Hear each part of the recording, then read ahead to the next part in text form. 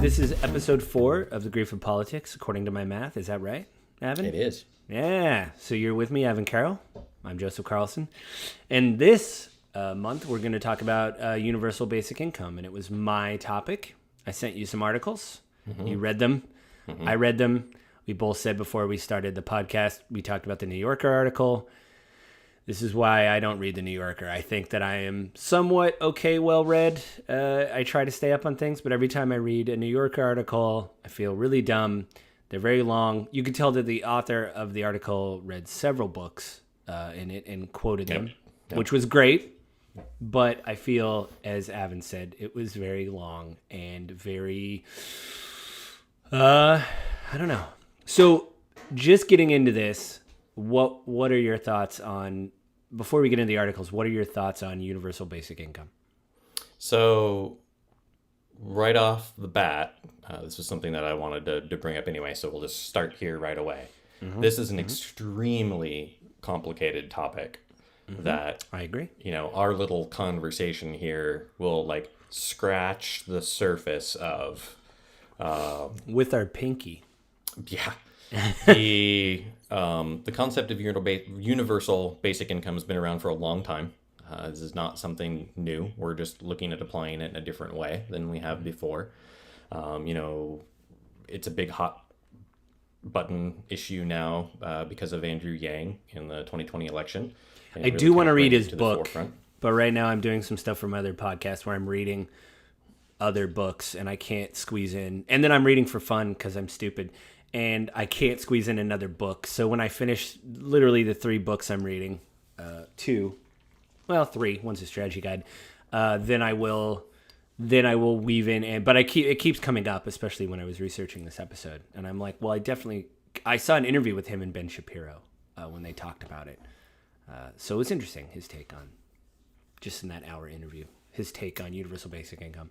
Well, and Andrew Yang has brought it to the forefront, but other kind of futurists have discussed it as well too, right? Mm-hmm. Like it's a big thing from Elon Musk where he's talked about like we're going to have to look at you know other ways to take care of societies because with AI automation, and robots and automation and like a lot of jobs are going to go away.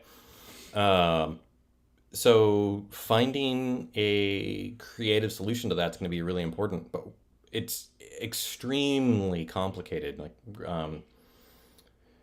I had this thought this morning, which is one I hadn't actually really considered before when reading through the concept of universal basic income, UBI, which is UBI almost lends itself to creating a more divisive world of elites and poor.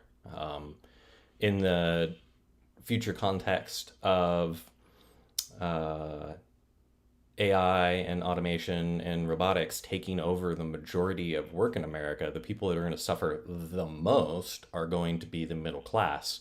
Right. The elites will still be the elites, the people that run the mega corporations and businesses that still manage to succeed, the people that maintain and manage and run these systems that we create. Yeah, the Bezos like 2.0s, the Zuckerberg 2.0s, like when those people, like Bezos is already, retired, right? So whoever comes through Amazon, like that's all going to be, he retired. Yeah. For audio listeners, Avin just did quotes. But he stepped away from the board, right? So like there's going to be another Bezos with possibly... Yeah, but I mean, we're looking at the next level of innovation, right? Like Amazon's an established technology and established business at this point. Anecdotally, I do know people that work for them that they do care about robotics and automation and all that kind of stuff. Like they do have divisions that work on that. And the super high level people working in AI are developing AI to write computer code. So a lot of people right now that are, making really good money and building applications and web apps and back end development are also going to be at risk of losing their jobs because some of that computers are going to write their own code.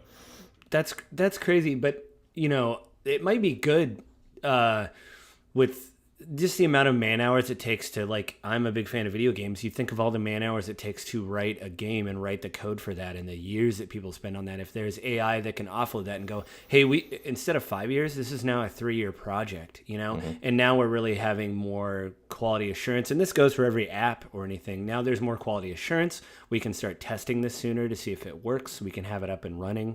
You know, we can test servers. Again, I'm talking about games, but this works for every app. You know, there is a golden sliver. You know, there's a good part to AI. I think the bad Skynet future is what we all have been fed, but and Elon Musk too. I've seen him talk about the dangers of AI. Of course, he was high on Joe Rogan's podcast, so that shows you like where the level of conversation was going. You know, I mean, just because you're high, if you're a really smart person that's high, you're still going to talk about the things you get excited about, right? Yeah, it was weird though. You imagine, I've seen people high before. I've never imbued, but they kind of relax. And when seeing Elon Musk get high, he was just the same. So I was like, either his tolerance is incredible or he's at such another higher level that it doesn't matter. Like the weed doesn't matter anymore that he is. Anyway, back to Universal Basic Income. You know, that's a concern for me. Like if that's actually the world we come to. But with that said, too, I mean, historically, there's always been these fears of like, oh, well, you know, when we develop a car, we're going to get rid of all these people that drive horse carriages and take things around. Well, no, those jobs changed or converted. When factories moved into being robotic factories, like everyone was concerned that these jobs were going to go away, and we actually made more jobs when we started doing this. You know, every time there's a disruptive technology, everyone's concerned that jobs are going to go away. More jobs get created. Different jobs get created. Not related to this, I was reading an article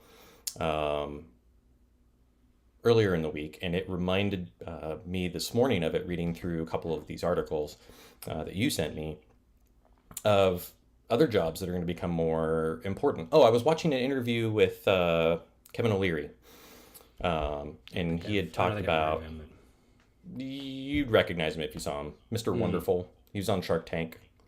Oh, yeah, I haven't watched Shark Tank, but I've seen those, like, you know, show us what you got type things on. Yeah. You know. I think it's Kevin O'Leary. Maybe I'm getting his last name wrong. Anyway, he was talking about, like, for his businesses, one of the areas where he's seen the most growth over the last year, 2 years, is in artistic creatives, because now you want to differentiate yourself, and it's not just about writing code, but having people that understand the human experience and interaction and beauty and that. And so, you know, maybe the economy shifts into a more artistic world. AI might be able to write these applications and programs, but now we're writing more books or doing more art. And so there could be a shift where the economy is going to go, but I don't know. UBI is a really interesting concept. I think it's extremely challenging to figure out the right way to apply it so that you're lifting people up, but you're not enabling them to not do anything. Right. Well, there was an article that I didn't include, and I got sent to it by a friend about, I think in Oakland, they're starting a program, and they were just, to be a liberal hippie and defend the program, the article read, it was from the Wall Street Journal, and they said they're only giving this stipend to, you can only be a black family to get this money. And my friend sent it to me and said, that's racist. But if you read, it is a pilot program in that area, meaning that they're using it as like a scientific study to say, if we give this money to this group of people, what will happen? And so that's me being a liberal hippie defending the program. I don't think it's right that they're excluding white families or any other families from the money. But again, reading the article, I think that we didn't include in this discussion was the idea that these are all pilot programs that are used to gather data to put on the pile of data. So I didn't look at it as like, this is racist. I looked at it as like, we picked 100 families that are the most disenfranchised in this area. They are black. Or specifically, we do want to give this money to black, families because we want to see what happens, because they've been hurt the most. So, and I hate to say it, so let's start with the article I gave you. It was the it was by hang on. The NPR one? Yeah, there was the NPR one. Sorry. I had another one. So this NPR one was good. It's called it was by NPR. It was published on March 4th, 2021 by Rachel Treisman. It says the California program giving 500 no strings attached stipends pays off, the study finds. And it goes into Michael Tubbs, which is the mayor of Stockton, California, started this program called the Stockton Economic Empowerment Demonstration, or SEED. It was founded in February 2019 by then Mayor Michael Stubbs and funded by donors, including the Economic Security Project. That's a quote Tubbs. From the... Yeah. Oh, wait, what? Tubbs, not Stubbs. Oh, Tubbs, sorry. It gave 125 people... This is a quote from the article. It gave 125 people living in neighborhoods at or below Stockton's medium household income the unconditional monthly stipend of $500. I'm adding that. A study finds a study of the period from February 2019 to 2020, conducted by a team of independent researchers, determined that full-time employment rose among those who received the guaranteed income, and their financial, physical, and emotional health improved. And so what happened was I sent this article. I'd heard of Mr. Tubbs before. I'd heard him speaking, and this was really the only article I could find. He linked a Twitter account to actual stats that they have. I was able to open it when I sent you the articles, but when I tried to open it this morning to, just have it open to have stats, it wouldn't open on Twitter. But then I found a Business Insider article, which originally got me interested in this topic. It basically is a different write-up of the same story, and they have stats in the article for where they got, so right here, this is from the Business Insider article, and it was called "A California City Gave Some Residents $500 per month. After a year, the group wound up with more full-time jobs and less depression." And this was written by Aria Bendix on March 3rd, 2021. She posted it at 6:01 a.m. So go there and read the article. It's Business Insider. But this actually is basically the same write-up, but it has more stats. So... as Mayor Tubbs spearheaded the Stockton Economic Empowerment Demonstration, a pilot program that gave 125 residents debit cards loaded with $500 each month. The program launched in February of 2019 and ended in January. And then it goes on. Let's see. So participants in Stockton's basic income program spent most of their stipends on essential items. Nearly 37% of recipients' payments went to food, while 22% went towards sales and merchandise, such as trips to Walmarts or dollar stores. Another 11% was spent on utilities, and 10% was spent on auto costs. Less than 1% when money went towards alcohol or tobacco. By February 2020, more than half of the participants said they had enough cash to cover an unexpected expense, compared with 25% of participants at the start of the program. The portion of the participants who were making payments on their debt rose to 62% from 52% during the program's first year. Unemployment among basic income recipients dropped to 8% in February 2020 from 12% in February 2019. In the experiment's control group, those who did not receive the monthly stipends, unemployment rose from 15% to from 14%. Full-time employment among basic income recipients rose to 40% from 28% during the program's first year. In the control group, full-time employment increased as well, though less dramatically, from 37% from 32%. So, yeah, there's a massive... as you can see, there's a massive uptick in employment. People were able to pay off debt. In the article I sent you, Tubbs said that he heard that anecdotally people were able to take time off work if during the pandemic, if their doctor told them to stay home, because they knew they would have PTO wouldn't be a problem and they would have that money coming in.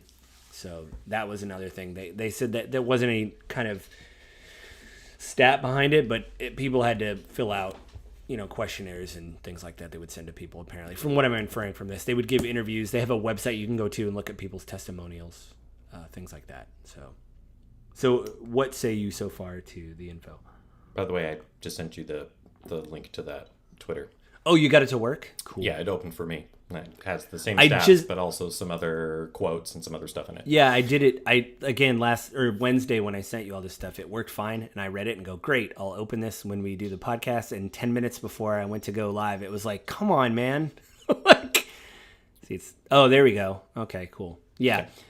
Okay.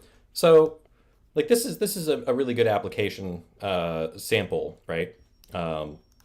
The challenge I have with the particular study here is it's just really, really small. So the unemployment rate went from 12% to 8% of 125 people. Yeah. So, like, what is 4% of 125 people? I mean, 4% of 100 is 4 like people, 6? right? Yeah, so 6 people maybe. Roughly. I mean, that's a really small sample size, and it's really difficult to see if this is actually what enabled that. However, if you were to spread that out to a whole population, if you were to do 10,000 people and had a 4% unemployment, like that'd be a way better stat. Still, I mean, it's encouraging results. Right. I think not the problem, one of the articles we'll bring up later is it is an issue of cost and how that money will be, whereas, and my friend rightfully pointed out when I shared this with him, he's very conservative. He said, who's paying for this, which is a legitimate concern. There's the other article we'll bring up. They have a total cost of what it would cost to have universal basic income. And in that particular context, yes. So it is true. Like my counter to that, because I talked to him after, this was weeks ago, is it costs a lot up front, but you save money in the long run. If people are being employed, they're obviously being taxed. And not only that, but they're spending money in the community. So you're going to restaurants, you're buying goods in your community, you're purchasing more things online. You're, doing what the middle class does. Kind of. We've talked about before how it's like the middle class is important. Like this isn't even the middle class. This is like poor. Like, this particular study. This is poor. This is the bottom wage earners in this community that they were using for this stipend, right? They wanted to see how much of an impact it would have at the bottom end of income. And like you said, it's a small sample size, but it is encouraging. So the results are really encouraging, right? Like how much of an impact does it take? Paying for this, like this particular study was funded from a little bit of city money and supported by private donors and organizations. I think Starbucks was listed in the one article. So, you can only do a very small sample size of people, right? Like 125 people times 500 times 24 months is a ton of money. Yeah. And that's a $500 stipend, right? Like that's not even basic subsistence, right? They still have to have other income on top of that. Right. Yeah. Because you can't, especially in Stockton, like where are you going to pay rent for $500 a month, let alone buy groceries, anything else? Yeah, I mean, reading the article, what people said is it's just a safety net, of like... Yeah, it cuts the edge off. Right. Which is pretty good, Someone in here, in the tweet, there's a quote of someone who was talking about having panic attacks and they had to take medication for it and they haven't needed them because they, this extra money gave them that cushion, that safety net. They weren't as concerned about it. What does it say? Recipients of guaranteed income were healthier, showing less depression and anxiety, and had enhanced well-being. Yeah. Mental state has an impact on our health. It has an impact on heart health, other physical factors. There's a big part of that we still don't really even fully understand in medicine of how a person's mental state impacts their physical well-being. Right, yeah. And we do understand some components of it, right? Like stress impacts our stomach, our intestines. Mm-hmm. It's a big reason why people get ulcers, and there's a physical impact too. It's got to be on the top of the list for why people get ulcers is stress. I don't know if I can't find any medical stuff, but it always seems like you talk to people with ulcers and they're just a ball of stress. There's all kinds of other health factors that we maybe don't even fully understand on the mental health side of it. So the problem I have with the study is just its size. But to get a bigger study is challenging. I don't remember a Scandinavian country in the middle of the 20-teens did a pretty big study, and they actually gave a very large chunk of money to... Was it the Netherlands? Because I think that's in the second article. They actually bring that up. One of the articles talks about the Netherlands, but I don't think it was even that one specifically. But maybe it was. And again, they had, pretty overwhelmingly positive results, but they were giving people a very large sum of money. I think it was like $2,000. So the second article is by BritanniaProcon.org, and I don't think there's an author listed because this, I think, is just like it's called Universal Basic Income, Top 3 Pros and Cons, and like it's the second con here where it says UBI is too expensive, and I believe this is the third paragraph. It says, well, yeah, it is the third paragraph. The UBI trial in Finland, provided participants with 600 or 560 euros a month for 2 years. But the MS chief economist of the Central Organization of Finnish Trade, so the trade minister basically seems like he said it's impossibly expensive since it would increase the government's deficit by 5% of GDP. So yeah, that's the thing, is going back to who is paying for this. You know, how are we paying for this? And in this discussion of how you pay for it, one of the most common answers I've heard, and it's another Scandinavian country was experimenting or throwing this idea around, and I actually kind of like this idea, was instead of providing social benefit programs, food stamps, welfare, housing assistance, providing that money directly. So instead of tying these programs to, like, this money is going for Section 8, this money is your food stamps, this money is for that. Instead, the government is directly giving you that cash and letting you decide how to spend it. Do you want to spend it on healthcare? Do you want to spend it on food? It's providing people with a little autonomy in how to use the money. Of course, the fear is that people would use it to buy drugs or alcohol. Yeah, but it seems like more and more of these studies, that seems less and less the case. It seems like the more and more of these studies that come in, a lot of people are, like you said, it cuts the edge off. It's the idea of being able to pay a medical bill. It seems like it is definitely on the right, and I've seen it from like The Blaze and Ben Shapiro. And Ben Shapiro brought it up to Andrew Yang when they had that interview. They have a Sunday conversation. I don't know the exact title, but Ben Shapiro has these Sunday conversations with people, and they're usually about an hour long, and he had Andrew Yang on. So just look up Andrew Yang and Ben Shapiro and you'll find it. But I watched it. It was very interesting. And they do the thing where the Daily Wire, Ben Shapiro's thing, is paywalled. So they give you an hour of the interview and say, if you want to watch the next hour, just subscribe to our channel or our service. And I thought the hour was good. I didn't want to subscribe to Ben Shapiro's channel for... He's the only person, like Andrew Yang is one of the few people I've seen on there where I've listened to them talk. But Andrew Yang, like you're saying at the beginning, was like, hey, we're gonna have to do something with these people that are truckers. AI is gonna take over and automation is gonna take over in a big way. How do we prepare for that? And we're gonna have to do something. So. I guess in a perfect world, it'd be something like the heyday of the Alaskan Fund, which was the oil companies that were, pumping oil out of Alaska, were giving residents money. And I remember 20 years ago, being in college, it shows how old I am, but talking to people from Alaska, and they said it's great. But reading about it now, oil prices have tanked. So the government in Alaska is trying to figure out, do we cut the payments? Because we guaranteed this for life. Like, how do we pay for it? And I think in a system where if oil wasn't so terrible, if there was something like that where it's like, well, you're taking a natural resource, so you owe us this. So it's like it's paying for itself in a way of like, you're getting something, you're giving something. Like it's a... Well, and being a big anime fan... The New Yorker article does discuss the specifics of it. At its peak, it was like $2,090, and like now it's down to like $600. Right. So it's tied to the cost of oil and how much money the government's taking in from this program, which, it's fantastic. It makes a big difference for Alaskan residents that are able to get that. The other example that we could look at if we wanted to have a good sample, and this is interesting that people aren't really talking about, but it's like Native Americans that are receiving government money. Or money back from the tribe.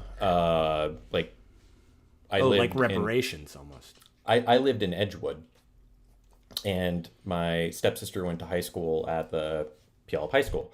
And a lot of Native kids went there, got a check from the tribe or from the government. I don't know exactly the specifics. And so I do not know the details I do not know the specifics. I only know the perception. And so my numbers on this could be really far off. If anyone knows the specifics, I would actually be really interested to hear that or know where to go. But at that time, I believe it was something like $2,000 a month. Yeah, that's almost like a reparation almost. The kids, when they'd turn 18, would start getting this money. And maybe it was 1,000. I have no idea, right? Like, this is what my stepsister was telling me when we were, teenagers. So 20-year-old information. Yeah. But the kids were getting $1,000, $2,000 a month. And so what ended up happening is they would, spend the money on cars and shoes and they all wore nice clothes and stuff when they'd get to this point because they'd spend the money on frivolous things. Now, these are kids. These aren't adults. They're not doing they're like programs. 17-year-old or 18-year-old kids. I would do the same thing. Hey, man, I want that new game system, or whatever. I'd blow that. Like, I'd do that. But the future. On the flip side of it, too, like the common refrain, the common argument about that at the time was, well, go look at the tribal land and look at the houses and how beat up they are and the cars piled in the yard. And so there's this anti-argument about giving free money because when you don't work for it, you don't respect it. Well, I mean, I don't want to get into that because that's like a whole issue of 100%. That's why I'm saying I really want to be very careful on that. I know it's very different with tribal funds money versus UBI, right? And well then also very different. There's the idea. I know it's a horrible 4-letter word on the right, but when you talk about systemic problems, when you use the word systemic on the right, that's a word. It seems like it, Avin. Let me tell you, watching conservative news sometimes, just using the word systemic in front of something, it's like all the hosts just throw over the tables and want to leave because, they get really upset when you start talking about systems. And again, the word systemic is such a, at least from what I've seen watching, The Blaze. Ben Joe, you're an idiot. You're an idiot, Joe. I'm just saying. Now, look, everything you just said, totally, the moment you use the word systemic, every word that came after that was just dumb. Don't flip your table. Your laptop's on there. Don't do it. But I think now would probably be heavy to flip. It's weighted. I think now would be a good time to bring up. So, that BritannicaProcon.org. I just want to read because the first article was pretty positive about it. So I kind of want to before you go too far on that though, circling back, I went way off into the weeds. The point I was making is on the paying for it thing, I actually do kind of like the concept of disconnecting our existing social programs and using that money to fund the UBI. Right. Empowering people to allocate those funds where they want to allocate it. Because, maybe you don't need $400 worth of food. You could really be really frugal and you could instead use that money to pay for You need it for your mortgage or rent. You'd be like, I can go $200 and then I need $200 for my mortgage. Correct. Like I'm behind. Or I have property tax. There's tons of stuff. Hey, my tires are bald. It's $200 for a set of tires. I need to pay for, here in Washington, I got to pay my registration fee for my car so I can keep driving without getting a ticket. Right. And then it's anything. And I think there was it one of these articles that mentioned that or maybe it was the New Yorker article. We'll get onto that later, but I think it was a New Yorker article that mentioned there was a system where they were food stamps, this, that, you get so much for this. And then they said doing away with that was actually better. But let's go over the cons because the first article was kind of pro. So the con number one from this Britannica article, again, look it up. When was it? It doesn't even say when it was published. Maybe 2/25/21 is when it was this was updated, so we'll just go with that. So the first con is that universal basic income takes money from poor and gives it to everyone, increasing poverty and depriving the poor of much needed support. Now, here's the one thing that I want to bring up when I read this. In the last article that we read, there was a lot of stats, and then I read the other supplement article where there were stats. When I read this first pro, there was a lot of this model was run, which doesn't mean that they're wrong. What I'm saying is, they were running if this happens, then an as-if statement in programming, as opposed to actually having data from people that it seemed like got a UBI. This was if you do this, then it's terrible. And that's what our models show. And it's it says it doesn't cure. It says right here, UBI are also less effective also less cost-effective than targeting welfare programs because many people lack more than just cash. UBI does not cure addiction, poor health, lack of skills, or other factors that contribute to exacerbating poverty. The danger, and this is a quote from Anna, I'll just read the thing. Coote. Anna Coote, principal fellow at the New Economics Foundation, and Endar Yetzi, PhD student, explained there's the danger of UBI, quote, the danger of UBI in entrenching low pay and precarious work. It could effectively subsidize employers who pay low wages, and by creating a small cushion for workers on a short-term or zero-hour contracts, help to normalize precarity. UBI would become like any other American tipping system in which employers pay low wages and count on... Yeah, that last part makes a little bit of sense. The fact that you're receiving money, I got the $500, so I can take this job for $13 an hour. When you could just say to yourself, maybe that $13 an hour job was the problem with me in the first place, and if I just got paid $17 an hour, I wouldn't need the $500 an hour. So I get that. And also there was an article, it didn't really have to do with UBI, but I was reading it a few days ago about now that restaurants are opening with the pandemic, some restaurants in some areas are having a hard time trying to fill vacancies. Yep. Because they said, nobody wants a job anymore. People are lazy is basically what I read in the article. I'm paraphrasing, but the guy was mad that he couldn't fill these vacancies because obviously he's running a restaurant. But what I thought was interesting was people were responding saying, well, maybe you need to offer people more money an hour, because people have, through whatever reason, they blame the stimulus check. I think it was maybe some of that. And some of it is, I think we talked about it a little bit during the pandemic. You have time to sit and reflect and maybe do a little bit more math and say, now that I have time to sit and think about this, this is probably the problem, is the fact that this job is only paying $8 an hour and I need a job that pays $12 an hour. So now I need to look for a job that pays $12 an hour. Actually, interestingly enough, I was, another interview for financial stuff. The CEO of Darden Restaurants was talking about Red Lobster. The average earner for a server at Red Lobster with tips is $20 an hour. It's pretty good. But that's with tips. Their concern, it is, but I mean, that's a pretty good income. I've known people that work in restaurants as servers that make really good money with their tips because they're working at higher level restaurants. They're not working at Sherry's or Denny's, not to denigrate those, but you're not getting super high-end people. Don't make fun of the Grand Slam, man. They need to bring back the Hobbit breakfast. If they did that, I would be to Denny's quickly. I'm just saying, I don't know, if there'd be equivalent tipping on, say someone working at Daniel's Broiler versus Denny's.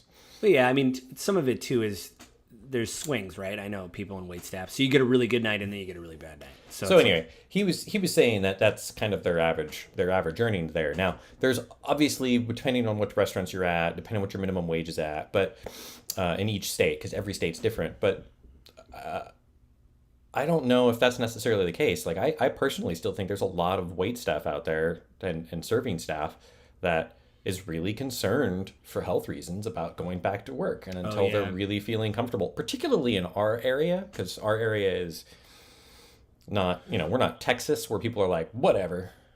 Yeah, I think we might have to do a whole episode on Texas because the more it's almost like this weird, like everybody makes fun of Florida, but the more I read about Texas, I'm like, what a weird place. What a weird, strange. You lived in Texas for a while. I met some of your friends from Texas. It's just every time I talk to someone native Texan or read about Texas, I'm like, you guys are like you guys are like a sibling of Florida kind of for weirdness, Oh yeah. Totally different. Well, it's just, it's a weird experiment, I think, that is certain parts. Anyway. It's foreign and unique compared to us, but it's Florida man and Texas man are very different people. So I think a lot of what you're running into for that hiring, and I've read articles on this too, and I think they keep missing it, is that people are afraid of still going back to work because of health concerns. And we could go into that again on a totally different situation as well. Oh yeah. The idea, however, that, and I was reading this in the New Yorker article, again, they're bringing it up here at Con 2 on this Yeah, Britannica we'll probably get to the New Yorker Procon. article. I don't know how much we're gonna quote it because again, I just feel like a big dum dum and have to lay down and put a towel There's over my head. There's a lot of really good content in there. Okay, well you with can a go over smattering of like, I need to brag with my vocabulary. Again, yeah. I mean, you get hired at the New Yorker to do one thing, and this person did it well. It's just I feel just useless whenever the point being that you enable the system of low wages to be maintained when you have a UBI. There's arguments that that's true, and there's arguments that that's not true, because on one end of it, when you're enabling a person to be able to be like, you know what, I don't need this job. I've got this little bit of extra cash on the side. I can go look for something else. And so there is an argument to be made that it enables people to look for something better or to better themselves to get out of a low-paying job. But on the flip side of it, like you said, it enables a person too to be like, I'm going to take this job for $11.35 an hour because I've got this extra money coming from the government and I can still afford to live on this. Right. So I don't know where that goes, and that would be like a government regulatory issue. Like, where do we control where it go, like minimum wages? Well, you said when we were going to talk about this, you said, I don't like the fact that government is controlling wage, which is a fair thing because, reading about especially the new administration, you're like, what's going on? My biggest concern with UBI, so right off the bat, the beginning of con number 2 is UBI is too expensive. One of the other things is con number 1, UBI takes money from the poor and gives it to everyone, increasing poverty. So right off the bat, the concept of a universal basic income. Every single, in the context of America, every single American, or whatever country you live in, gets a stipend of blank amount. So right off the bat, I think the vast majority of Americans would go, no. Just like the stimulus checks that came out. Lisa and I didn't need the stimulus checks. Right. Well, maybe it's just like the stimulus checks, like you're saying, is under this income threshold, this is where you get UBI. So yeah, we're calling it UBI, or maybe we call it just basic income. I've heard it called several things. Maybe it's a thing where you're like abject poverty. You get, and maybe it's a sliding scale. You're homeless. But then it becomes really complicated. You add government overhead, you add management overhead, then government's making decisions of who does need it, who doesn't need it. Then it becomes really complex. So the really cool idea of universal basic income is it's super simple, right? But you're also right. Like, I think at that point you need to create some kind of a sliding scale where you're shotgunning cash out to the world. And maybe some people don't need it, but you're really helping those that really do need it, which is what we did with our stimulus with COVID. Yeah, like that was still gated though by your income, right? Like you, correct. So I don't know anybody that didn't get a stimulus. Nobody that I know was in that income bracket, but yeah, there was a cutoff. I know some people. Oh, okay. Brags a lot over there.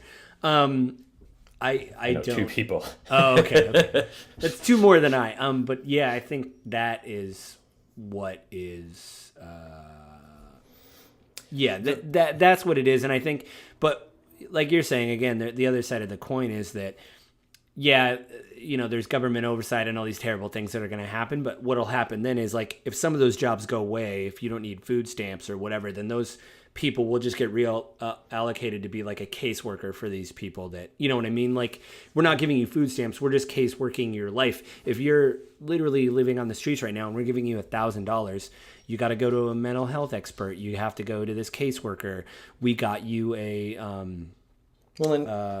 HUD house, like, if I'm giving you $500 a month in Stockton, California, versus giving you $500 a month in New York, Paris, Texas, which, by the way, Paris, Texas is a really, really, really, really small town. Yeah, like, I keep hearing that. $500 goes way further in Texas than it does in Stockton. Right.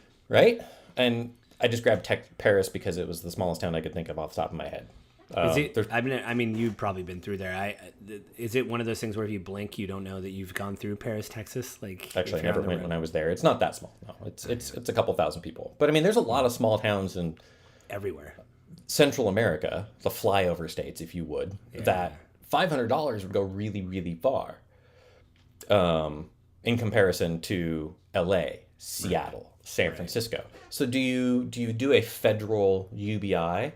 But maybe we don't call it a UBI. Maybe we call it like a basic subsistence payment, like anyone that's earning under like a certain amount. Like we were just talking, like a sliding scale. Like, hey, you get this much because you're in abject poverty, and then as it goes up, your payments go down.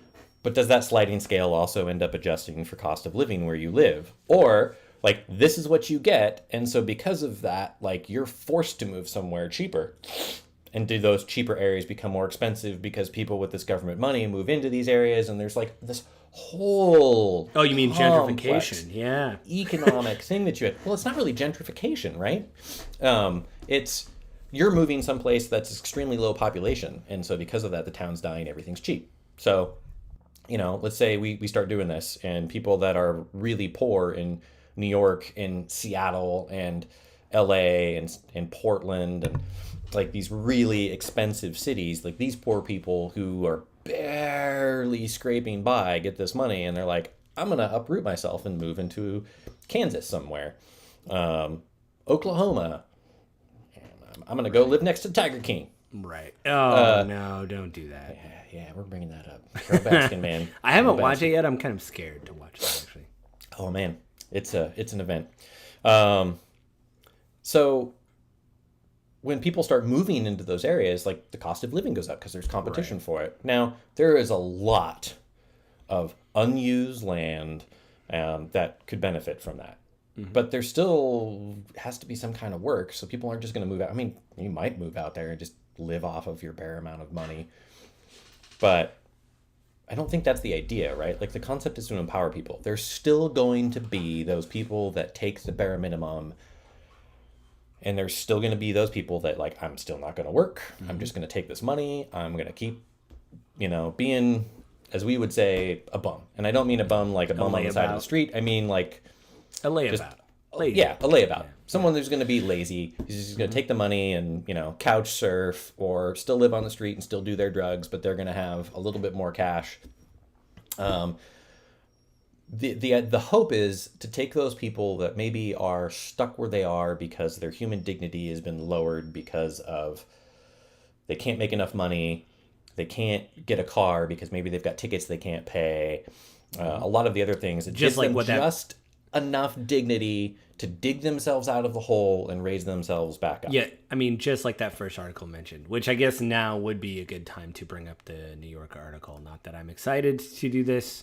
I think not the only reason, but one of the reasons I did select it was the fact that it was very large and encompassing.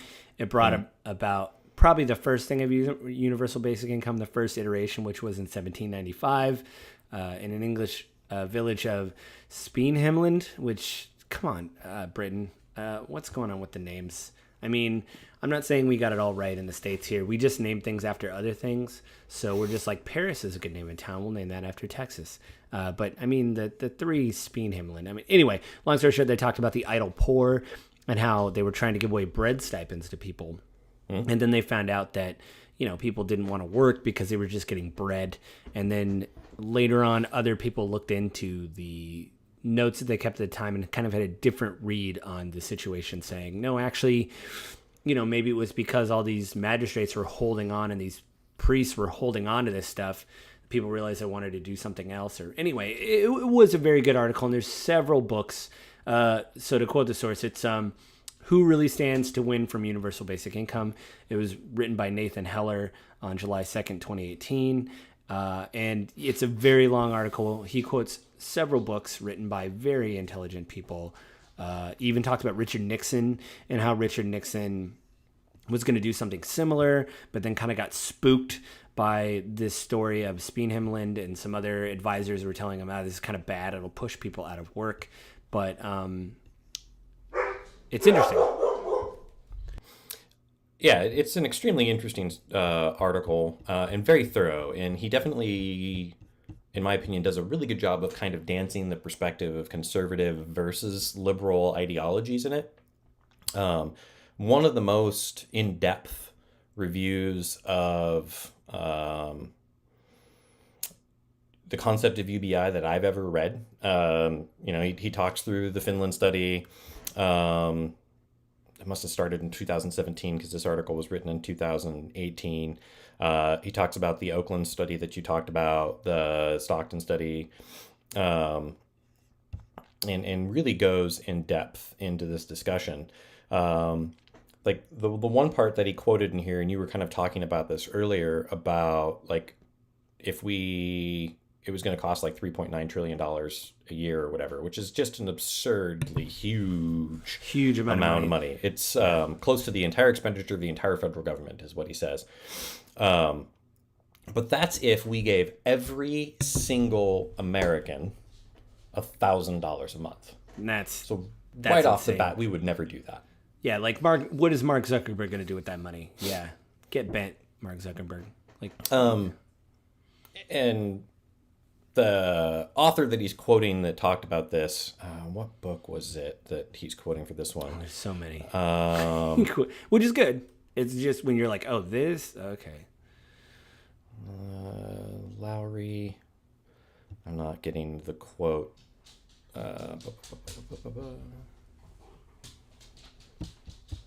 Where is the author? He quotes this author quite a bit. Economic journalist Annie Lowry is in the book Give People Money: How a Universal Basic Income Would End Poverty, Revolutionize Work, and Remake the World. So Annie Lowry makes this kind of position, and she's the one that came up with if everyone got $1,000 in the country, it'd be $3.9 trillion a year, or close to the current expenditure of the entire federal government. All right. To pay for this, she proposes new taxes on all kinds of different things.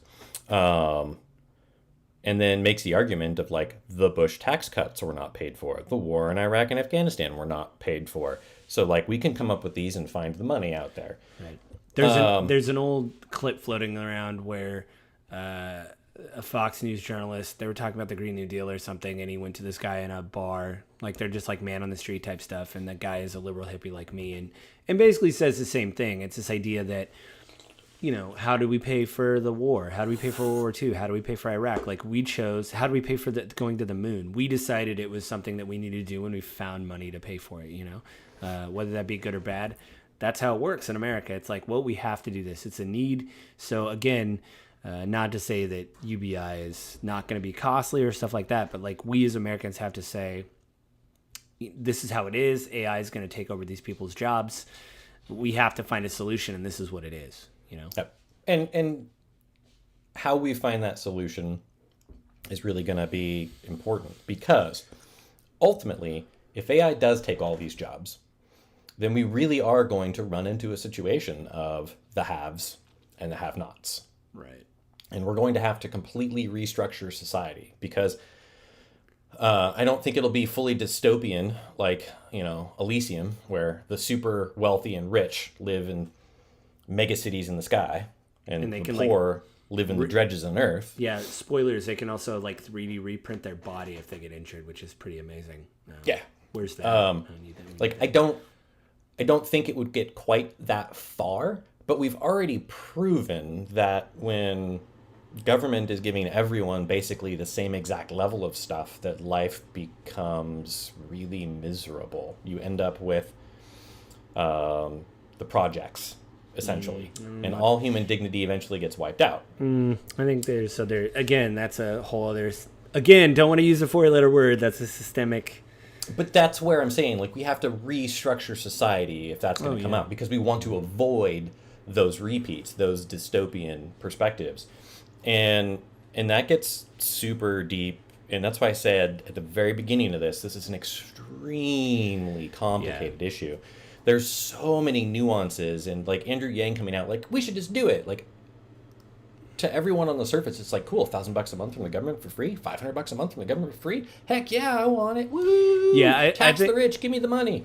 Yeah, I But think gets it's so much more complex. I think again, you and I agree on a lot of stuff and disagree on a lot of stuff. I think there is this thing on the right that I keep saying, where like whether it be climate change or like universal basic income or like these things that I think are important, the right is always like, we don't really have all the info yet, so can we just wait?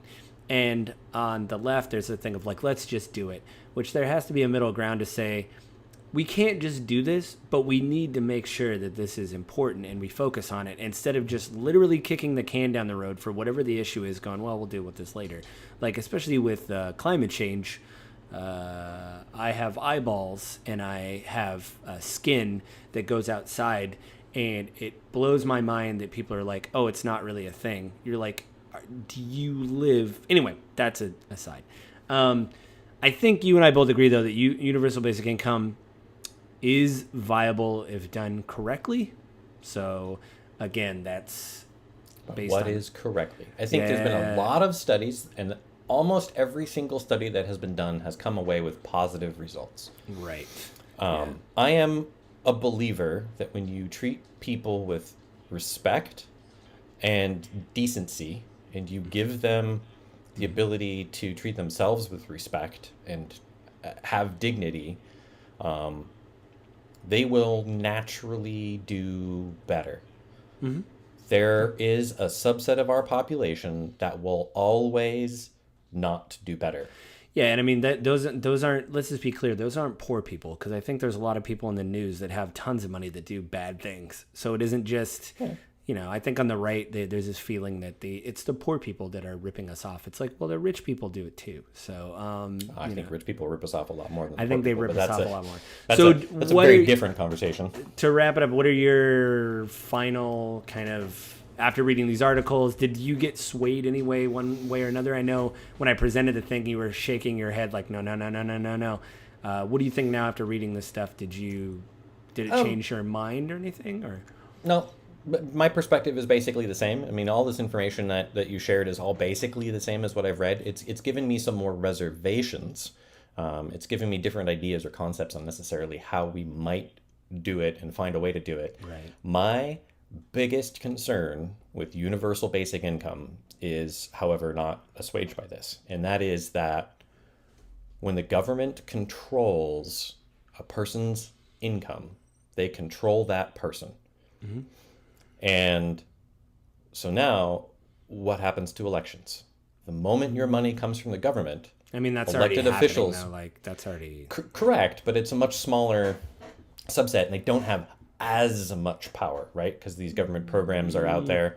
But when it is the federal government, not local governments, when it's the federal government that controls your income, controls your money, it is far more difficult to make a truly informed voting decision, because now, like, all right, well, if I vote for this guy, like, he's going to cut my pay by 20%, but I agree with a lot of the stuff he says. I don't agree with this person's perspective, but they're going to let me keep my money, or they're going to give me a 5% raise by taxing these other people. Right. And yeah, I mean, everything you're saying is true. But that's why it gets really difficult. Like, I don't think my position really changed on any of this.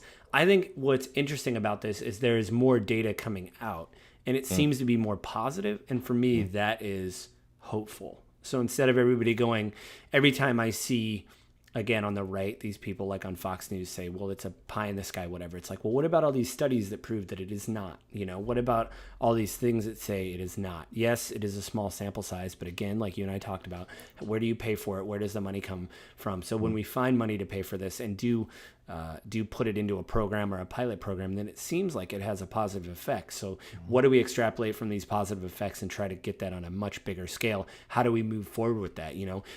The thing now is the government going, all right, it's going to be expensive, but we're going to do a bigger program. We're going to take a city of people, say 10,000 people, and this is what we're doing for a year. It's going to be a lot of money, but we're going to see what happens, And you need longer than a year to really see what the impact is. Well, 2 years, say 2 years, but again, that's a massive budgetary thing.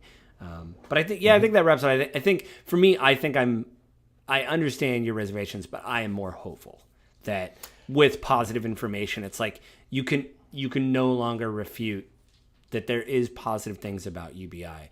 If not, like to find these articles, it was probably a half-hour web search online to see these positives, and then the Britannica article with the negatives.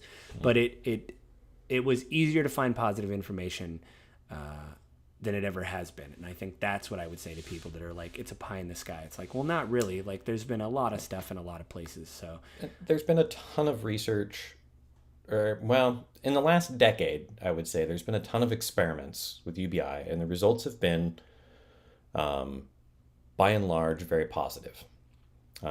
Most of the negative has all been hypotheticals. What happens about this? What about that? Hey, this experiment only ran for 2 years. And so these people knew that there wasn't like a safety net at the end. So they had an inspiration to improve their position, right? Because they knew they were going to lose the money. There's a lot of those arguments. Like I said, my biggest concern about this is the same as almost any government program. The more power you give to the government, the more you require the government to live your daily life, the more freedom you give up as an individual. And the moment the government controls how you pay your rent, how you buy your food, you give up freedom on how to make a decision. Because ultimately, at the end of the day, you're going to be compromised when it comes to making a voting decision when, let's put it this way.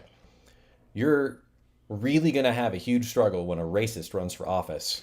Yeah, I mean, against someone who wants to get rid of. Yeah, now, I'm using an extreme example.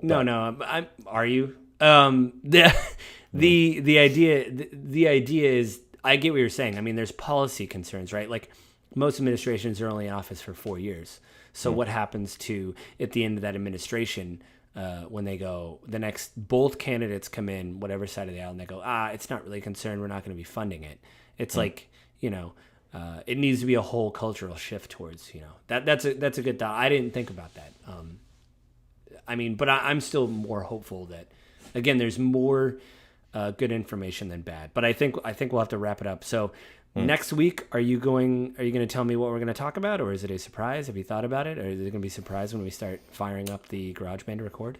I actually had some good ideas, and at the moment, I'm having a complete brain freeze, so I don't remember what they were. I had a couple of different ideas, but I'll bring it up in the next week or so. Start looking for some information on it. Mm-hmm. Yeah, we usually have some time to prep. So, is there anything you want to plug? There's always news. There's always news. Is there anything you want to plug that you're doing, that you're working on? Like I talked about before, I've started my new business. That's right. I forgot to watch your last video. Doing a real estate agent referral business. So basically helping people find qualified real estate agents as opposed to just working with the first random one they talk with. Right. And then giving them tips and pointers on what to do with the agents that maybe they already know or they are working with. So, for me, that's helpful. And also it's helpful, the things you wish you knew, right? Going into, now that I've purchased a home, there's a lot of stuff I know that I didn't know before. So, and so the goal is to just, get more kind of insider knowledge that maybe the average person doesn't know about real estate out. So that is youragentguide.com. I don't have a lot of information up there. I'm just going to be totally honest. I'm being really petty. I had a zit on the center of my nose, really large. And I didn't want to record videos with a big Rudolph pimple. No, it's fine. All that stuff is important. It makes people click on your video. But go there. Is there an email address people can reach you? Avin, AVIN, at youragentguide.com. If you have any questions, you'd like any particular videos, it'd be great. Check out the website. Read maybe a couple of blog posts I've got up. Mm-hmm.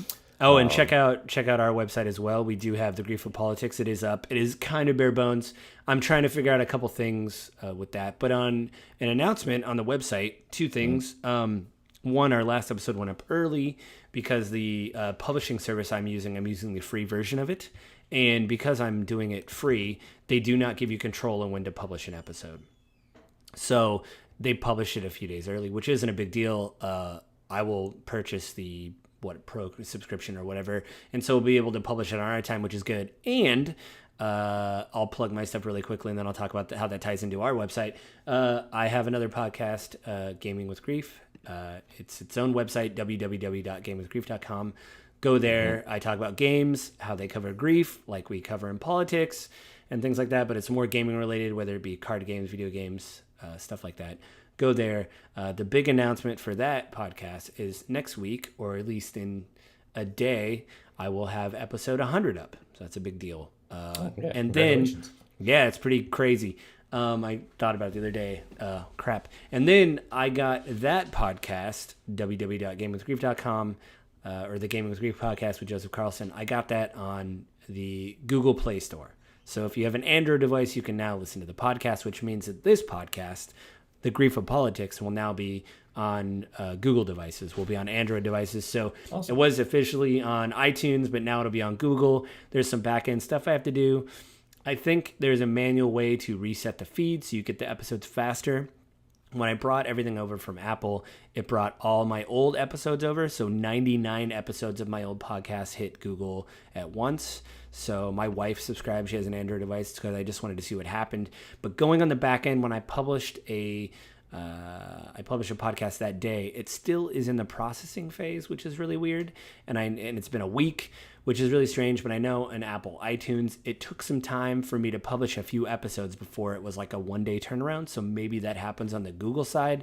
There's a way to manually reset the feed, which I will look into and fix so that way the episodes hit faster. But there is episodes of my podcast up on the Google feed on the Play Store, and then I'll get this podcast, The Grief of Politics, up on there as well. So if you have an Android device, you can subscribe to us there. And I'll probably make an announcement next month how that's going, and then there's only going to be 4 episodes up or whatever.